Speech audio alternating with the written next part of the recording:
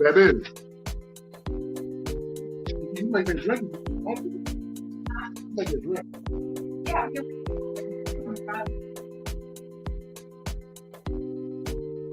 Oh, keep that up there. Yeah. You gotta be doing so much work.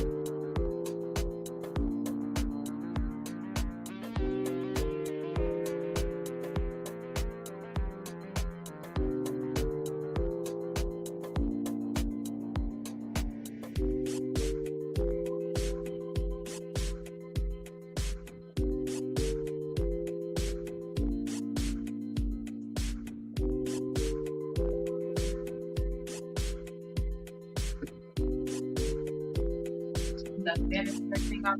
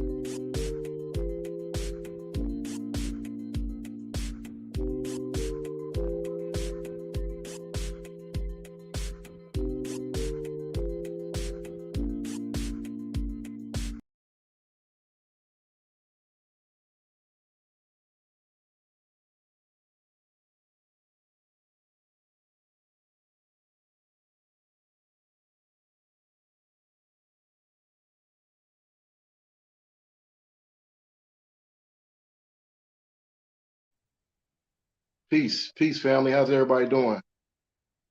How's everyone doing? I'm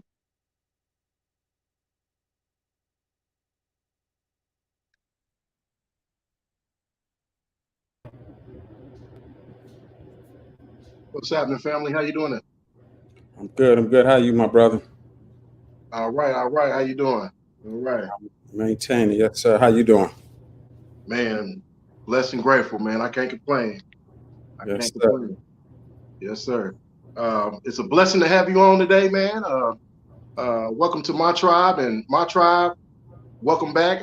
Glad that you're in the building, and today we have a very special guest, uh, Arthur, Brother Lance Williams. He's a author. He has several books out, and today I'm here to bring him on and to talk about those books and the upcoming book that's coming out. But a little bit of history on, just a small little history on Brother Lance. He's an educator, an inner city youth, an advocate, um, an activist, also a son of a ex vice lord. He's also a founder, chairman of the board of Know Thyself program and communities-based organizations providing cultural and social enrichment programs for the youth in schools and principals, an advocator of ceasefire and anti-violent in Chicago, a board member of the Diversifying Higher Education Facilities in Illinois programs. So my brother, you know what I'm saying, your accolades stand strong. And also you are you a professor at Northern Eastern Illinois? Yes, sir. Yes, sir. So you know what I'm saying, that's blessings. You know what I'm saying? This is we talk about Black history, this is future history. You know what I'm saying? For the work that you're doing, man. And I appreciate it, and the world appreciate it, and Chicago appreciate you. Thank you so Blessings, much. man. Thank you so much, my brother. It's a pleasure to be with my tribe and the work that you brothers and sisters are doing around the country. We got a chance to build a couple of times with you when you were here in the city. So I'm always Yes, sir. looking forward to opportunities to work with you, my brother, whenever the ancestors say it's so, it's so. And I appreciate you inviting me to be with the family today. Most most definitely, most definitely, most definitely. Um, can you give us a little history of yourself? You know what I'm saying? As far as like growing up in the inner city of Chicago, you know what I mean, to uh, become, a younger as a child. What was it like for you in Chicago? You was born and raised in Chicago, right? Yeah, I had a unique upbringing. You know, you just mentioned my father, who was one of the Right. founding members of one of Chicago street tribes, the Almighty Vice Lord Nation out west. Right. So as a young brother, my father was one of those guys who started the Vice Lords, and that was back in the late '50s to early '60s. And it was an interesting time in Chicago, because it was a period of the emergence of the civil rights and the Black Power movements that were beginning to, Mm, bubble up. And so, as you know, those movements had a great deal of influence on the street organizations that were just beginning to develop here in Chicago. So you had the Vice Lords as being one of the first street organizations, and then shortly after, you get the emergence of the Almighty Black Peace Stone Nation, known as the Blackstone Rangers back in those days. And then you had the disciples that were manifesting. And so my background was that as a little boy, my father, because he was a little older than the brothers who were in leadership position of these organizations at the time, my father got a job as an outreach worker working for the YMCA. They call them detached workers back then. And very okay. similar to the brothers and sisters that we see today as outreach workers, the ones that work for groups like Ceasefire and or Cure Mm, Violence and some of these other groups that most people know about. So my father mm, was one of those kind of guys who was a former gang chief who then became an outreach worker working with young brothers and sisters to kind of help them find their way out of the streets and into things that would be more healthy for their mm, lives. And as a little boy, I used to, in the summertime, used to hang out with them. So I got a chance growing up in the 60s, you know, to be in the presence of guys who were the leaders of these groups, like, you know, the Jeff Forts and the Bull Harristons and the Bobby Gores and the David Barksdales and brothers like that, who my father interacted with in his work. So I had a unique background, and I always tell people that I was raised by the streets, but not in the streets. So I wasn't a street dude myself, but all of the guys that that I was around, you know, with my father were, you know, guys who were affiliated with the streets. And so they would always encourage me to stay in school and, you know, stay on the right track and, you know, just be supportive of me and whatever I was doing. You know, they encouraged me in my sports. And so I always saw them kind of like as big brothers and uncles and, you know, cousins because of how supportive they were of me. So when I ended up going off to college and coming back home, I ended up becoming an outreach worker myself. And it made my work much easier because of the relationship that I had with those brothers, you know, and I was able to kind of parlay that into being one of the best outreach workers in Chicago, simply because of the ties that I had to brothers that were in leadership positions. And so then ultimately I ended up, after I got a little older and my family, my own personal, my wife and I and our children began to grow, that day-to-day work of outreach, you know, became something that's a young person's kind of job if you're going to do it right, because you need to be available to the streets 24/7. You know what I mean? Most definitely is. Yeah. So I ended up going back to school, getting a master's degree at the Carruthers Center for Inner City Studies. If you ever come through Chicago and you are doing work with people who are doing kind of like activism kind of stuff, you always are going to come in contact with the people at the Carruthers Center, or people call it Center for Inner City Studies, because that's kind of like a hub for that kind of activity. So I ended up going to school there, get my master's, and then coming back to that institution teaching, you know, as a professor. So that's what I'm doing now. So I got, you know, an interesting background because I got the street thing along with the practical experience working with youth as I still do today. And then I got this academic thing going on at the same time. And that's what is really behind some of the books and stuff that I've written. Come from my, you know, academic background. So I'm excited about that work and scholarship, and, you know, trying to preserve the history of the streets is really one of my main things as a scholar and an academic. That's truly a blessing, man. That you was there anything that like hit you to get you directed toward? You said your father was a former member, you know what I'm saying, and, you know, one of the originators. You know what I'm saying? Was it a pivotal moment that, like, man, this is the time, now's the time, man, I need to give back? Was it a moment like that, or was it just a progressing moment, watching your father do it motivated you?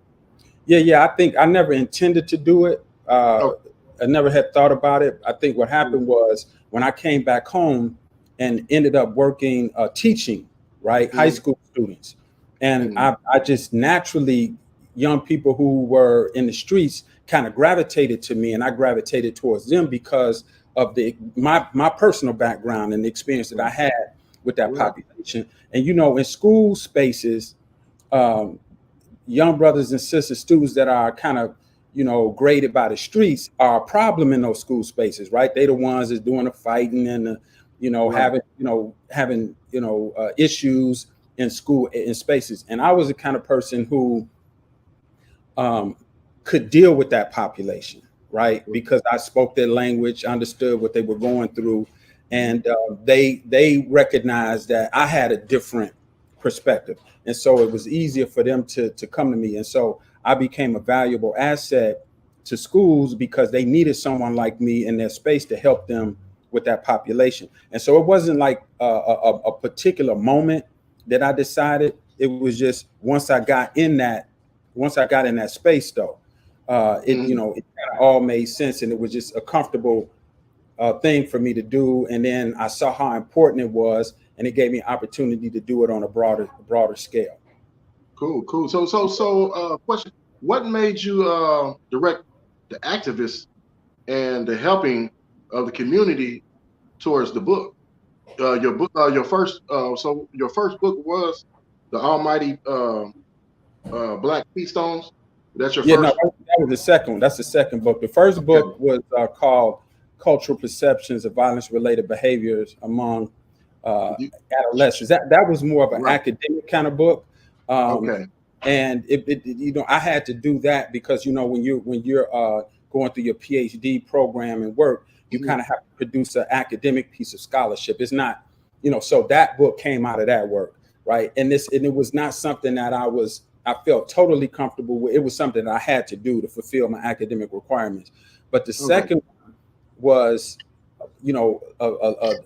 something that I was passionate about because I knew, working with, young people that's in the streets, the thing that captured their attention, it's very few things in the school environment that really capture the attention of young people that are, street affiliated. Right. And hold on for a second. Hold on, this second. Cool. Okay, I'm sorry. So what happens is I ended up wanting to I was talking about working with the youth that's in the streets. They were always fascinated by the stories and the history of the various street tribes, and because I knew that history, they were always asking me, and people were always wanting to know, what is it that you're saying to them that captures their attention, right?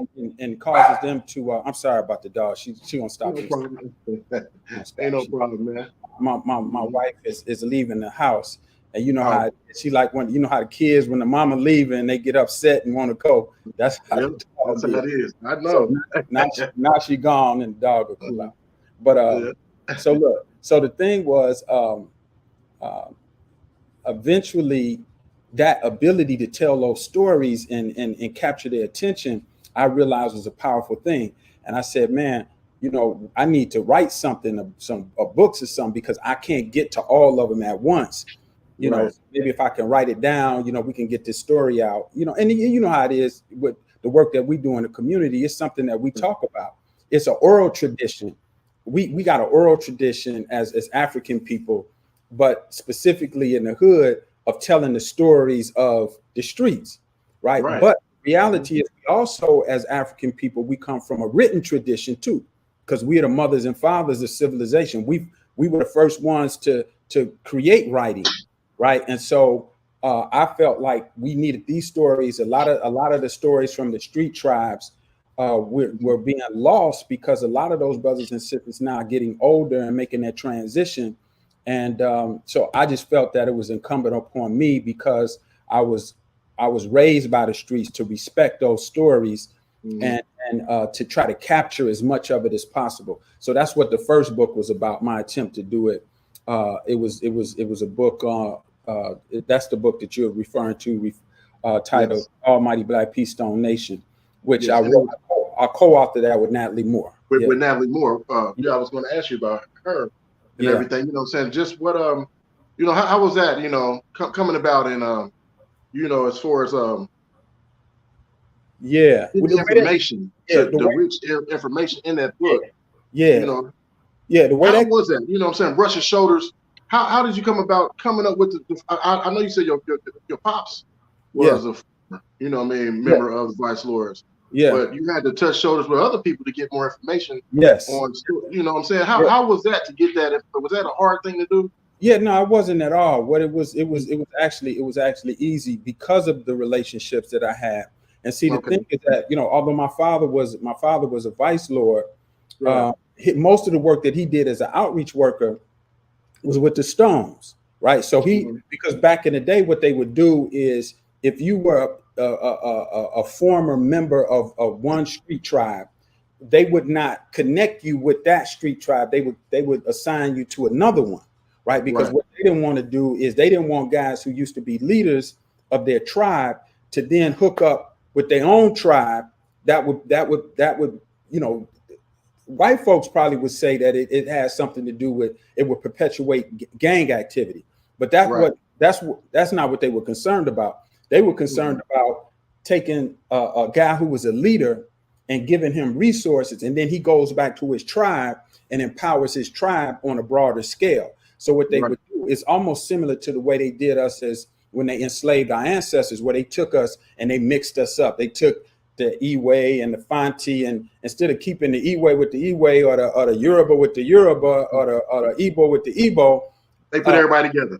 They mixed us together because that created, we couldn't link up the way we normally would. And it's the same thing with the street tribe. So what happened was my father ended up linking up or being assigned to the Stones. And that's who I knew growing up, because I grew up under him. I knew more Stones than I knew Vice Lords, even though Vice Lords was my father's nation, right?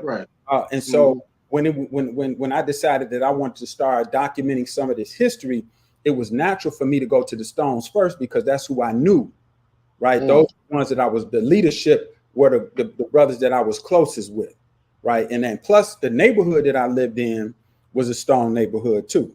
So, it was easier for me to tell that story. Now, in that book, again, it was a co-author book, and it was my first time doing something like this. I think there were some things that if I had to do all over again, I would do a little differently, right? One of them was, I think we tried to cover too much ground in one book, because the history is so in depth that you really can't do it justice by trying to do it from its conception to today. It's just, that's too much ground to cover. Too much. You have to write a movie. Multiple movies. When you think about the number of movies that have been written on the Italian families, and like, we don't have any of those for our organizations, right? So Godfather legacies, like the Godfather.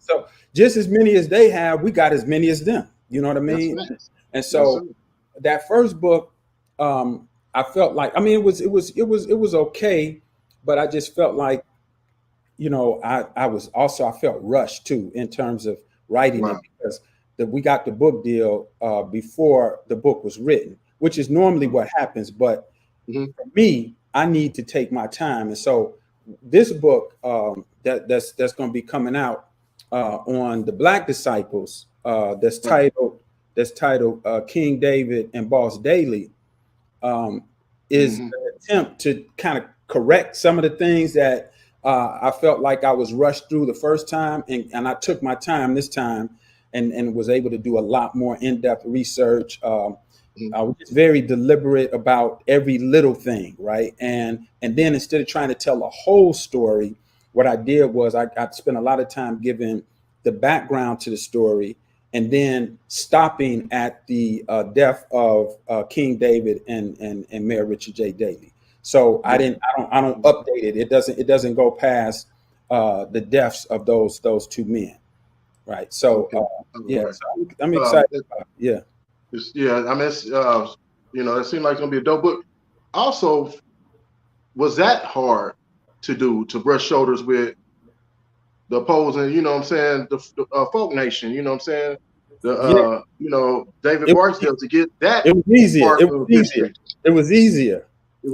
Okay. It was easier. And let me tell you why. It was easier. Like, even though I had a stronger personal relationship with the Stones and the El Rukins, the culture of the two groups are totally different, right? So the Stones have always been more of an exclusive kind of secret society of street guys. They've always had like a kind of a closed society, especially among the leadership, right? It was just the nature of and the culture of the organization. The folks nations, on the other hand, were just the opposite. They were more of a open, kind of down to earth, grassroots group of brothers and sisters, and it was, they don't have nothing to hide. It's like, what it is what it is. You either accept it or you don't. And so what happened was, when I decided I would be interested in trying to do something on the Black disciples, they were like, hey, bro, whatever we can do to help, come on in. And so with the Stones, and it was a little more, well, we don't know, and we can only talk about this. It was kind of they were a lot more, like I said, it was more of a Secret. closed, it was more of a secret society, right? And I don't want to report out on anything that you uncomfortable. You feel like important. I ain't trying to tell, it's your story, and I don't want to tell anything that you don't want out there, although it may be other things related to it. So this particular one I really like because the brothers and sisters were just, everybody was so overwhelmingly, man, whatever you need is we'll get for you. And then there's also, over the years, because it was an 11-year period. So the Stones book was published in 2011. 2012. 2011. I'm sorry. 2011, 2012, somewhere around there. So I had learned a lot more as a researcher of how to access archival data on the street organizations. And what I found out was that there's been like a lot of, when I say archival, there have been a lot of files similar to what you would find in the COINTELPRO, secret FBI files, Red Squad files, Chicago Police Department, Gang Intelligence Unit files that were kept on the street organizations that I didn't have access to when I co-authored the book on the Stones. This time I have access to it, and that just takes it to a whole nother level, because what I'm able to do now is not just give you the street side of the story. I can show you and tell you what the police was saying and what they were up to in terms of trying to undermine the street organization. So I report out on that. And that's where the Daley factor comes in, because Daley was behind it. Mayor Richard J. Daley was very he was concerned that the street organizations were going to be politicized in a way that they would turn into a revolutionary force that couldn't be stopped by the city. And also I believe J. Edgar Hoover was probably behind a lot of that, possibly too. He was at the time. He was. But it's interesting because J. Edgar Hoover was, of course, he was the leader of the FBI, the director of the FBI during the time. And what he did on a federal level was going on, but with the Disciples and the Stones and the Vice Lords, we also had the internal, like at the local level, you had what you would call a secret investigative unit within the Chicago Police Department that was doing the same thing that the FBI was doing on the national level. They were doing on the local level. Right. So I got a chance to get my hands on those files. And that information will be in the book as well. Wow, that's pretty cold right there. Just to see how hard and relentless they was to infiltrate us. You know what I'm saying? By any means necessary, from the Black Panthers, to any organization that came about in any time in history. If they seen that we were strong, they try to disrupt it from the inside and destroy it. You know what I'm saying? Which is crazy. You know what I'm saying? How hard, they pushed to destroy us, But it makes, even to this day. It makes sense when you think about the fact that all European ethnic groups have acquired power through their street tribes that then morphed into political tribes who were able to. So you think about, like, in this is a perfect example in this particular book. Mayor Richard J. Daley, as an Irish Catholic growing up, was a member of a gang called the Hamburg Gang. I heard of that. Everybody in Chicago knows about the racist Irish street gangs and the Reagan Coats and the Hamburgs, who used to attack,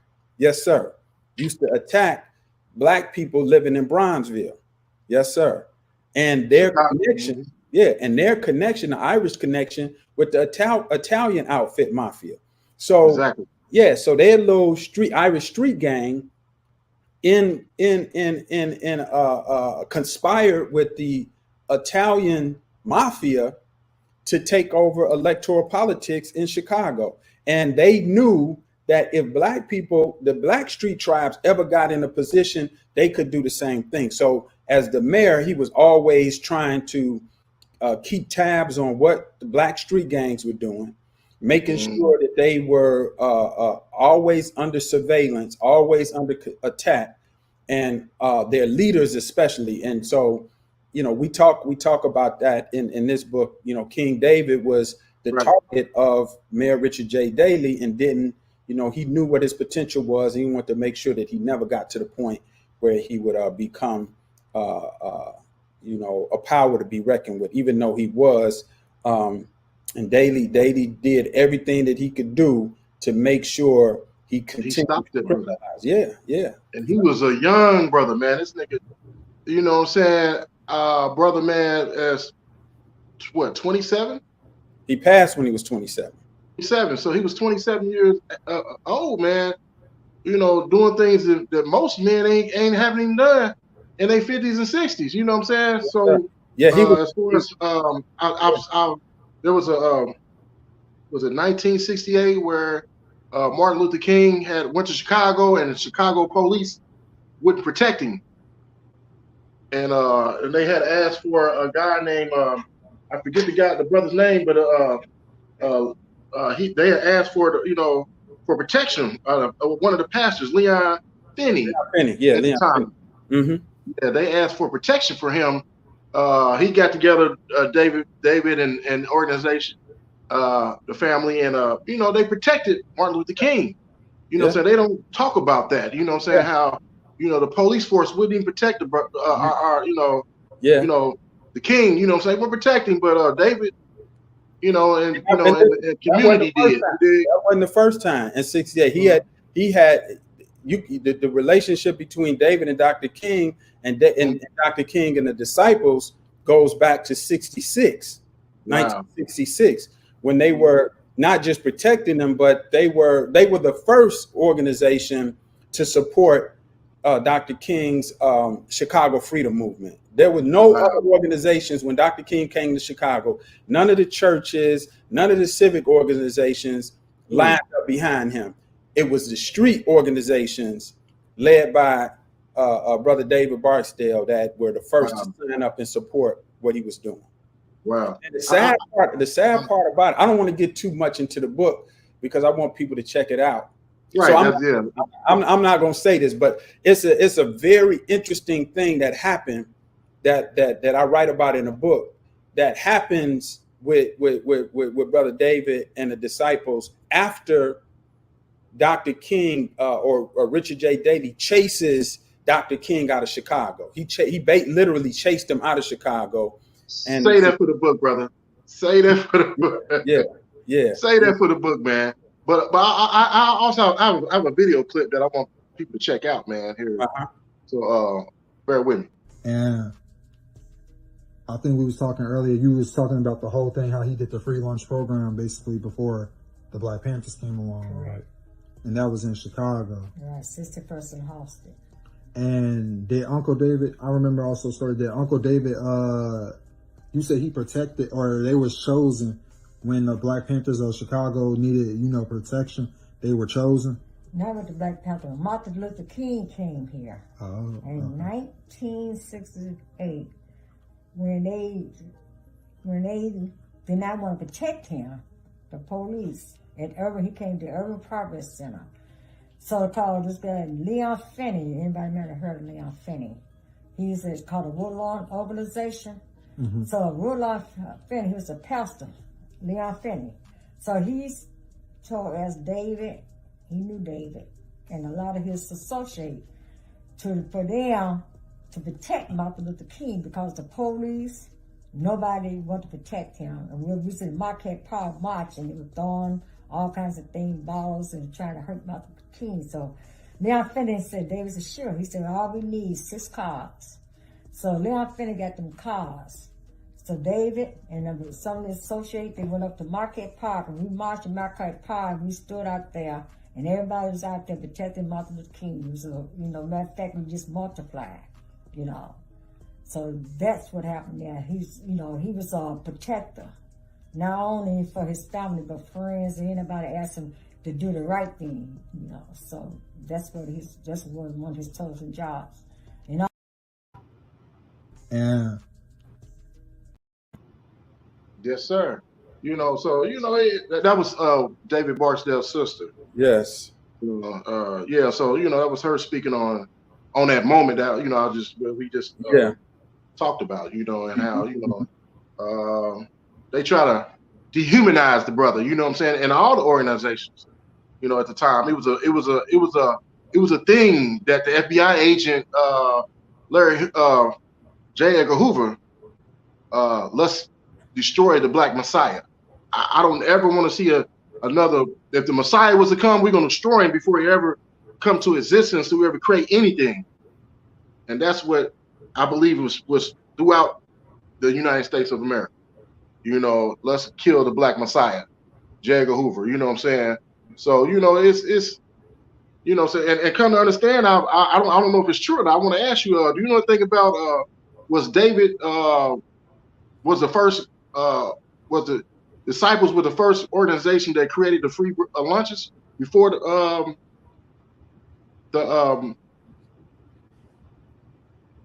Oakland, California. The food lunches for the kids, or was it simultaneously done together? Yeah. So yeah, hand in hand with the you know what I'm saying, the Black Panthers at the time. You know what I mean, they were working with the Black Panthers as well. So based on my research, and again, I just want to be very clear that, you know, these stories are very nuanced, right? And I'm clearly not saying that in my book that, you know, this is no one else it's the only truth, right? I want to be real clear. You know, it's multiple sources of truth, but what we do know factually that the Black disciples under the leadership of Brother David Barksdale at least coincided with the beginning of the free breakfast program for the Black Panther Party, right? So in other words, I won't say that it predated, because for me, I need to have at least 3 points of evidence that demonstrates, you know, what I'm saying. But there's definitely concrete evidence that Brother David, the brother that was kind of, you would consider, they call him Skinny Chief. That was Brother OG, right? They worked hand in hand with Chairman Fred Hampton Jr. in establishing free breakfast programs for youth here in the city of Chicago. Exactly. That happened. They worked in partnership with each other, and so Black Disciples had one in Inglewood. The Panthers had a couple on the west side and some other locations in the city, but a lot of that was going on at the same time. Okay, that's good. You know, I was just, you know, I thought Oakland, you know, California, you know, that was, you know, through legacy, but you know, sometimes things can be misconstrued, and you know what I'm saying, or was it piggybacked, or was it simultaneously done? Because I know in that time everybody's working together. You know what I'm saying? They may be talking to the branch in Oakland, and branch was talking to the branch in Chicago, and everybody's like, hey man, but the thought man came from David. You know what I'm saying? Itself. You know what I'm saying? So you know, you know, as all, you know, can be one, we all work together. You know what I'm saying? And then, you know, maybe they was the first ones to, you know, have it put in legislation, you know, in Oakland. Yeah, man. But you know, man, this is a blessing, man, to have you on here, man. Like I said, the book, where can this new book be purchased? And the dates and all that good stuff. It's not out yet. It looks like Amazon is not going to have it available until November.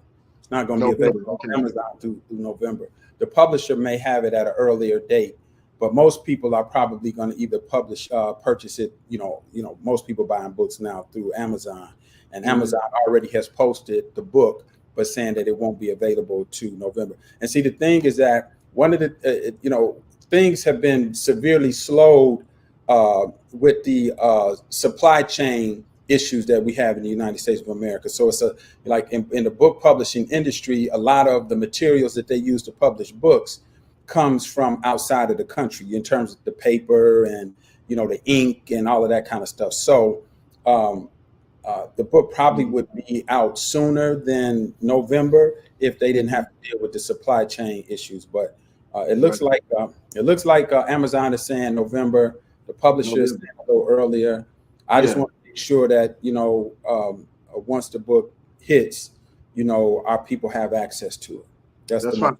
And I'm gonna stay abreast with it. You know what I mean? So I can tell the viewers. You know what I'm saying? Let them know when. Also, they. A lot of people may not go nowhere but on here to see because they got it from here. Right. And I can post it, but I was told May 17th, but like you said, it has to do with, Amazon and the publisher. So if they push it back, they, it's all in their will. We'll stay in touch. And when the book is in print, I'll make sure you get a copy of it. And then if maybe just before it drops, we could tell exactly when, then maybe, I could come back and we could do another little part of this, just so people know, that it'll be here. So, brother, I appreciate that. I appreciate you inviting me. Appreciate it. Yes, sir. I'm going to restream this video here. Okay. Later, you know what I'm saying? Again, I'm going to restream it so people are going to constantly watch this over and over again, you know what I'm saying, throughout, from here until whenever, you know what I mean? So yeah, man, I appreciate you. I also have a question. So this is probably my final closing statement, a question for you. What do you think we need to do as we see what's going on in the inner city of Chicago, Indianapolis, here, everywhere? What do you think we could do, to get us back on code, as far as the way we were, back in the 50s, 60s when oppression was much greater. You know what I'm saying? What do you think need to happen for us to get back on code? Because I know the devil's working real hard trying to destroy us, and they coming at our youth. They coming at our kids with money. Meaning, the rap game, you know what I'm saying? To, shed light on something that was at the beginning, but now, I give y'all $1 million, and to drill. You dig what I'm saying? What do you think we need to do, man? What can we do, man? To get this to change? It's $1 million question. Everybody is asking that same question all over the United States of America, or all globally, especially where it relates to Black folks. That's the same. What can we do, right? Well, the reality is this: it is going to require. So as an academic, I kind of like look at it twofold. What has to be done to fix the problem is really a long-term issue. It's not something that you're going to fix tomorrow or within the next couple of years or so, because this is where we are today has been in the making. Specifically, what we're dealing with today has been in the making for the last 20 or 30 years, right? Maybe so you're not going to undo that overnight. So, but there are some things that we can do, and I'm going to mention in a long term to fix that, right?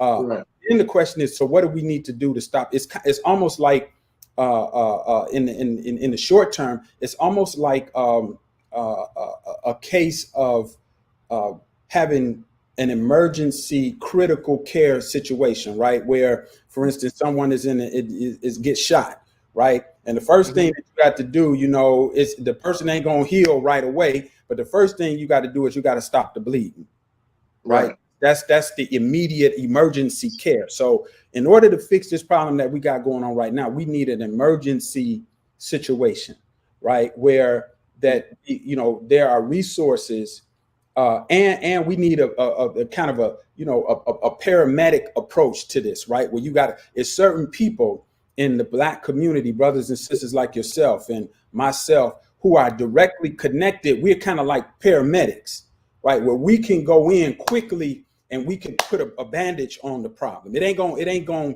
salve it and save. I mean, it's some other stuff that's gonna have to happen in terms of stitching and surgery. Well, we can't do all of that right now, but there are some things that we can do to stop the bleeding immediately, and that needs to come from brothers and sisters who are in these communities who have gone down the same path of these young brothers and sisters that are out here in the streets right now, right? Who are out doing the shooting and doing the killing.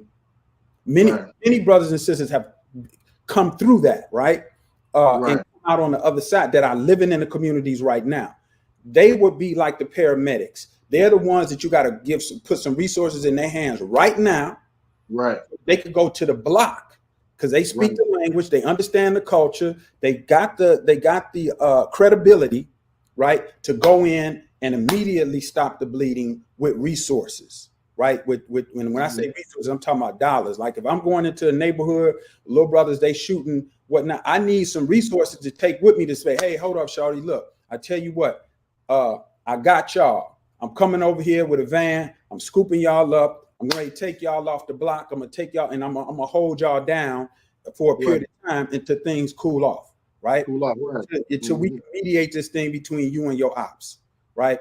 But the thing is that the city has to give resources to brothers and sisters like that can be the paramedics to do that. And at this particular point in time, they don't want to do that, right? They're not interested in doing it because that violence does not affect them. Right. It only affects us. But now in places like Chicago, it is beginning to affect them because now the thing is spilling over to downtown. As long as we was killing each other, but now it's hitting down the business district, downtown, and Hyde Park. And so I think to get in front of it immediately, you got to have that kind of emergency care kind of situation. In the long term, we have to rebuild institutions in the Black community that have been destroyed. So the main institutions that you have to rebuild are education. We need our own independent Black education systems because the other ones don't work for us. All they do is perpetuate white supremacy and Black inferiority. We need our own schools. We need our own political systems, right? The Democratic Republican thing, that ain't working for us. So we need Black political group. We need a Black mayor of the city of Chicago. They talked about they talked about Obama being the first Black president. That didn't have no impact on our community. We need to elect our own representatives to say that they represent our community. Don't worry about being funded by the government. We need our own Black mayor of the city of Chicago or Indianapolis or wherever we are. We need our Black political representation. That's the second thing. The third thing, we need like what you're doing right here is a perfect example. We need Black controlled media because the media is killing us. It's destroying us right now. Left and right, brother. I'm saying, and so all of this, the music industry, the social media complex, all of that is what is driving our young people to this violence-related behavior. So we need Black controlled entities like that will modify that kind of. That's long-term stuff. And then last but not least, we need our own defense system in our community because the police ain't, one of the reasons that the shorties shooting and killing each other right now is because when one of them gets shot or killed, there is no justice. The police ain't showing up. Police ain't showing up. When you get robbed, police ain't getting ready to come invest. So brothers and sisters taking matters into their own hands because everybody wants justice. So I know dude popped my boy. Ain't no reason for me to talk to the police about it because they not going to do nothing. So they keep talking about, oh yeah, Black people ain't cooperating with the police. They don't want to snitch. No, I think that we don't want to snitch. It's a waste of time. Y'all ain't gonna do nothing. You ain't so what they gonna do? So the young cats, we just gonna spend the block. Because I gotta handle that myself to make sure that it don't happen again.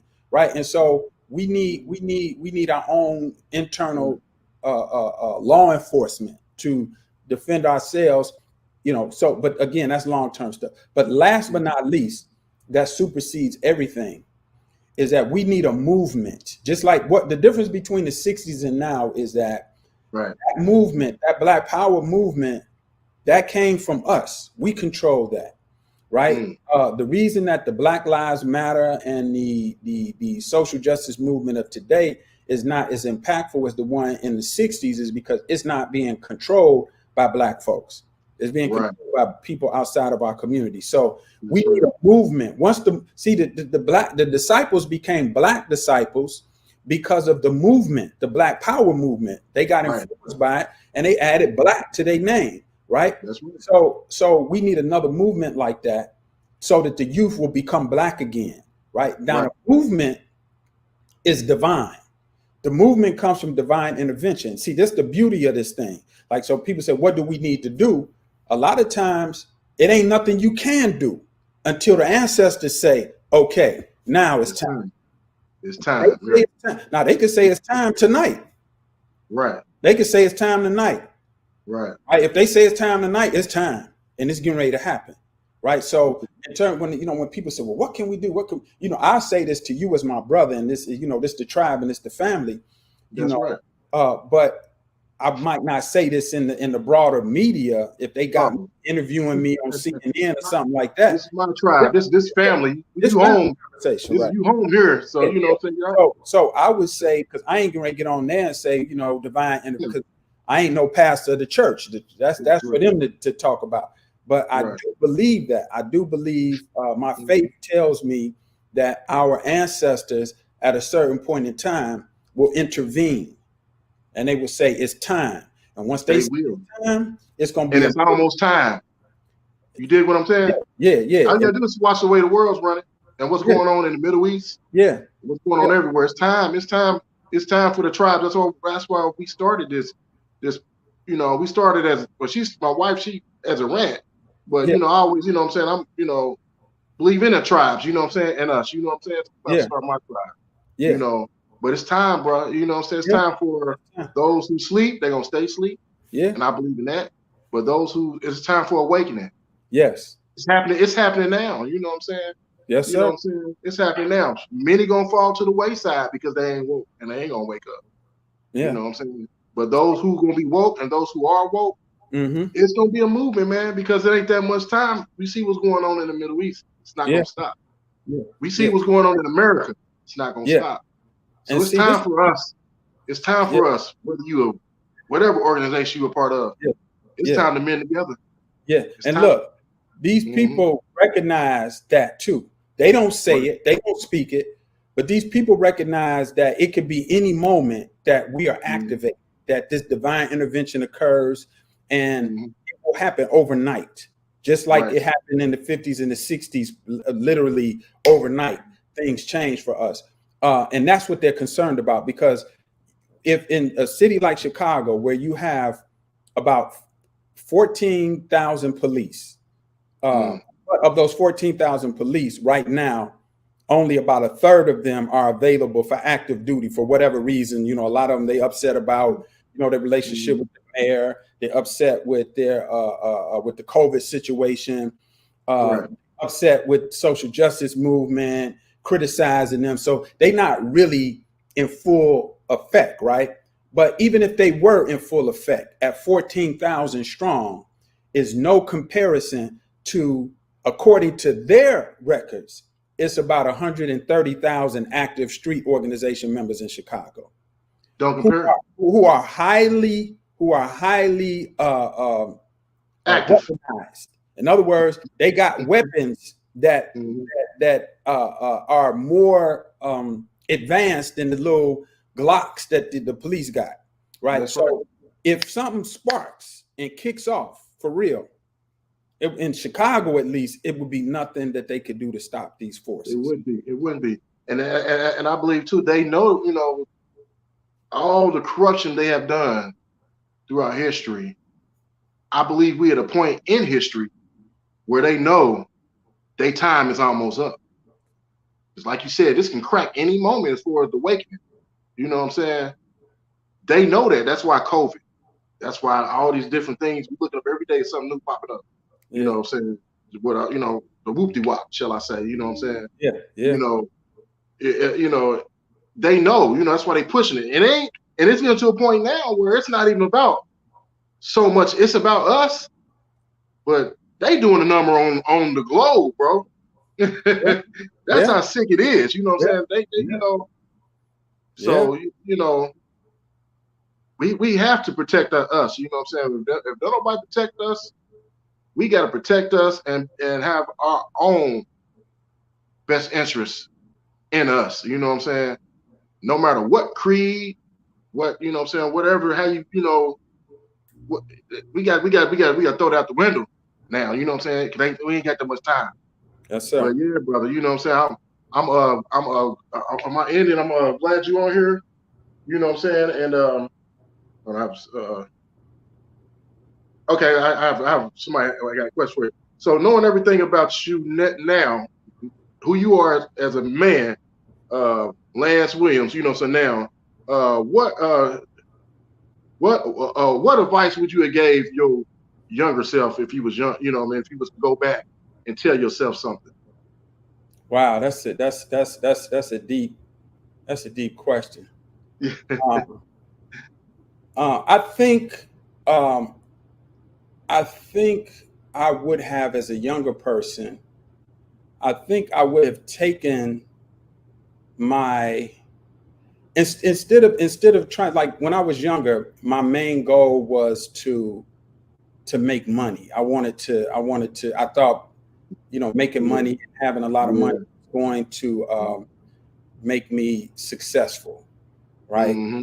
I think having to do all over again, I would place less emphasis on making money and place more emphasis on uh, uh, being committed to my community, taking Mm-hmm. that same energy, that same hustle that I had in trying to, be successful in mainstream society, to get money and to live whatever life I thought I wanted to live, to take that same energy and keep my people together, right? Keep my guys together, keep my Right. family together, keep my stronger relationship with my wife and my children, and keep that tight, because that's the real wealth right there, right? I'm just trying to, just think about if all of the brothers and sisters and family members, and if we hadn't lost those people, that's value, that's wealth.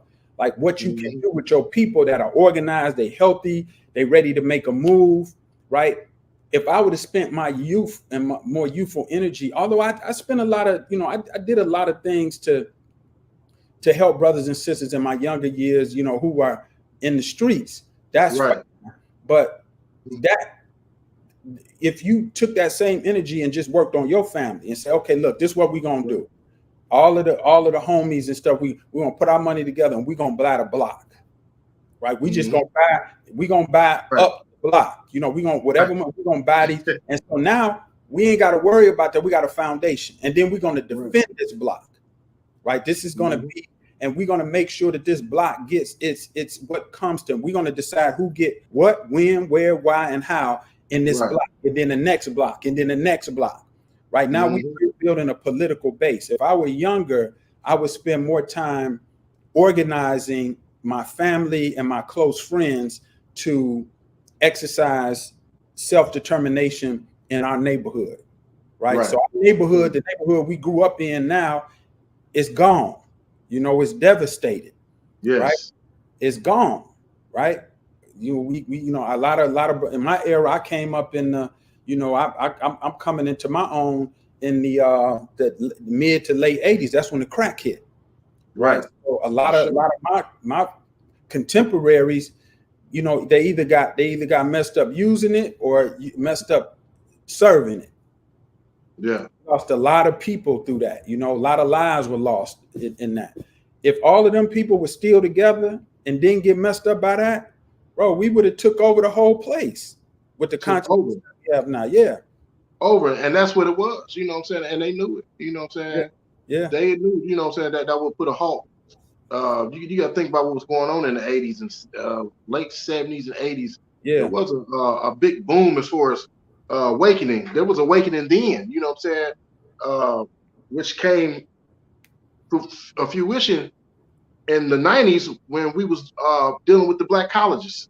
You know what Yes. I'm saying? So just That was imagine if it wasn't the center if movement. it wasn't a crack era that happened and we was trying to get into our blackness at that time Yes, in we the were. early 90s. Yes, You know, we everybody were. wanted to go to Spelman. Everybody, you know what I'm saying? It was jumping there. The music, right? That was an undermining thing for us. The music, right? Remember the music was that was the golden era. That's when Public Enemy and Poor Righteous Teachers and Queen Latifah and all of them was on Red, Black, and Green. And and then all of a sudden, out of nowhere, come gangster rap at the midst and crack. Gangster rap and crack. Right at the moment that we coming into our consciousness, here come gangster rap and crack. And we ain't recovered from that yet. I ain't recovered from it, man. Recover from it. You right, bro. You exactly right. You hit the nail on the head because you could see it. That what you talking about, you could see it reflected in the music. It was reflected in me. They seen it was, you know, we was getting back to Africa. You know what I'm saying? To the point we was like, hey man, I think I'm gonna go back to Africa. You know what I'm saying? That's how deep it was getting. They was like, oh no, we got to keep these niggas over here. You know what I'm saying? We got to keep these niggas over here and on this plantation. No, they talking about going back. I don't know. Let's go and throw the little whoopty wop in the game. You know what I'm saying? And you know, infiltrate again, like they do every time. You know. Yeah. But yeah, man. Like I said, I'm you know, it's a blessing, man, to have you on here, man. Like I said, the book, you said it should be out sometime in November.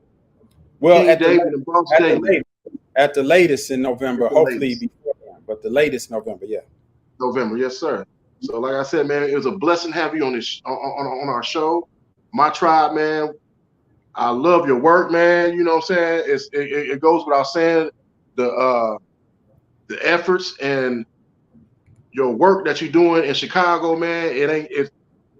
Here we are in Indianapolis, and people see who you are, and it's going with, you know, it ain't going without notice. Appreciate you, man. And keep doing what you're doing, brother, man.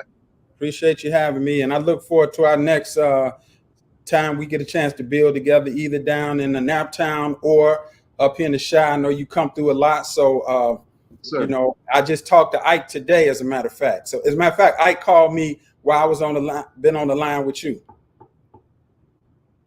Yeah.